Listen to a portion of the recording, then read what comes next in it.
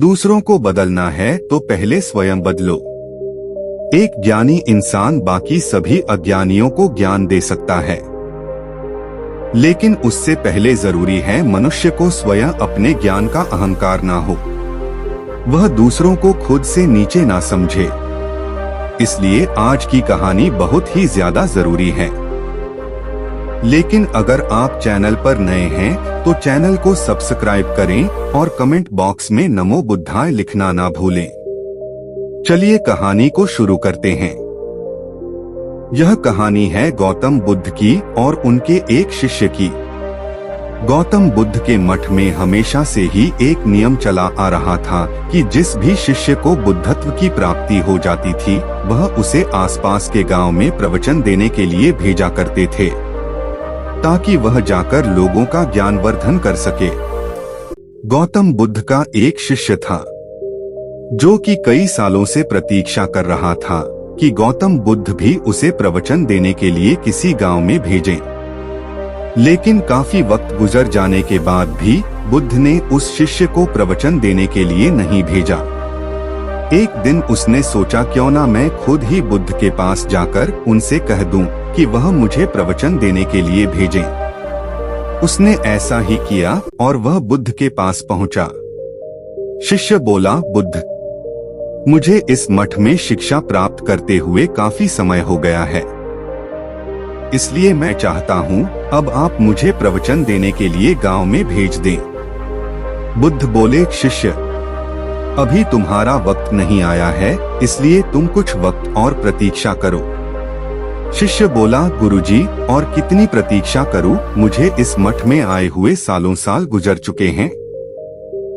बुद्ध बोले, हाँ मैं जानता हूँ, लेकिन अभी तुम्हारा ज्ञानवर्धन नहीं हुआ है।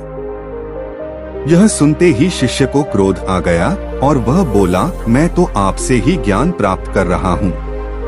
इसका यह अर्थ हुआ कि आप मुझे ज्ञान देने में सक्षम नहीं हो पाए हो, इसलिए ही मुझे इतने सालों तक ज्ञान प्राप्त नहीं हुआ है।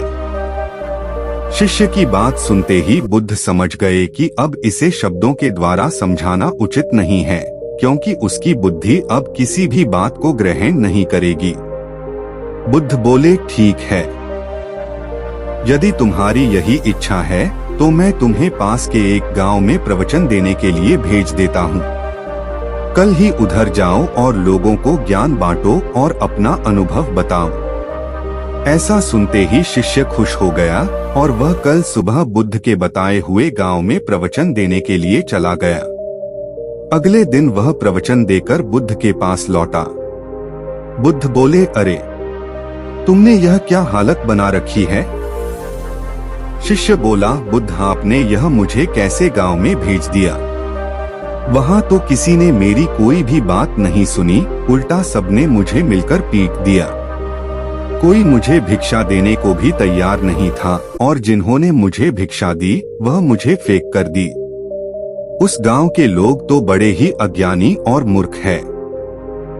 ऐसे अज्ञानी और मूर्ख लोगों के पास आपने मुझे क्यों भेजा?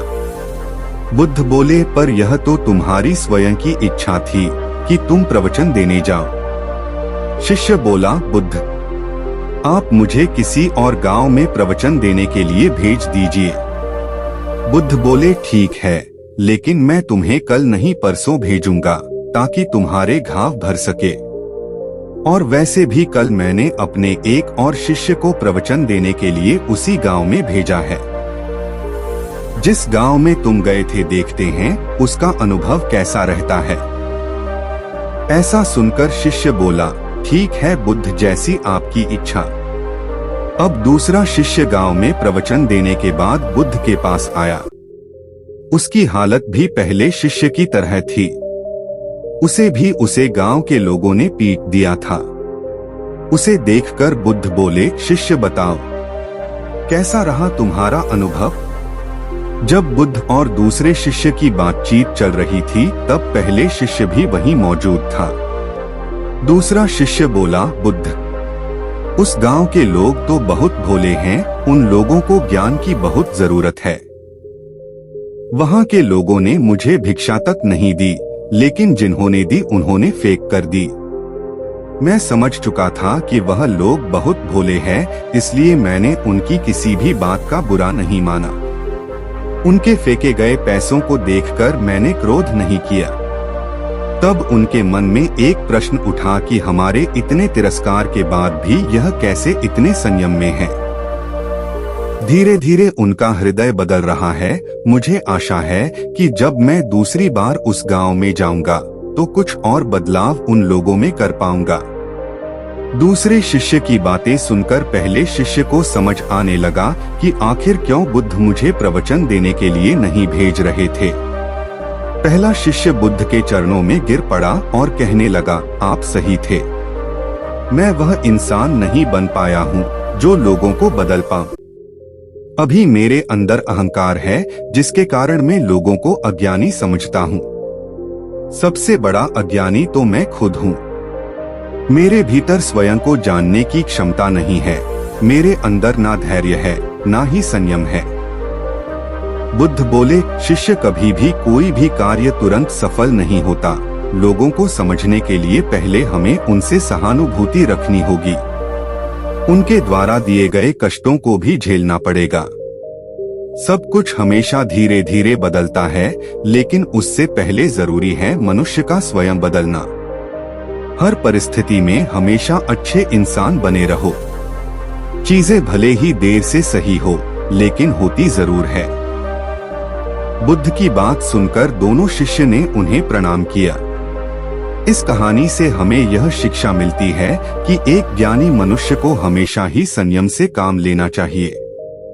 यदि उसके भीतर संयम नहीं होगा तो वह किसी दूसरे को कभी भी ज्ञान नहीं दे सकता। यदि हम चाहते हैं कि हम किसी दूसरे को बदल पाएं, उससे पहले जरूरी है कि हम स्वयं को बदलें। दोस्तों, उम्मीद करता हूँ आपको इस कहानी से जरूर बहुत कुछ सीखने को मिला होगा। यह कहानी आपको कैसी लगी हमें कमेंट बॉक्स में कमेंट करके जरूर बताएं। और साथ ही इस कहानी को अपने दोस्तों के साथ जरूर शेयर करें, ताकि उन्हें भी इस कहानी से कुछ सीखने को मिल सके। धन्यवाद।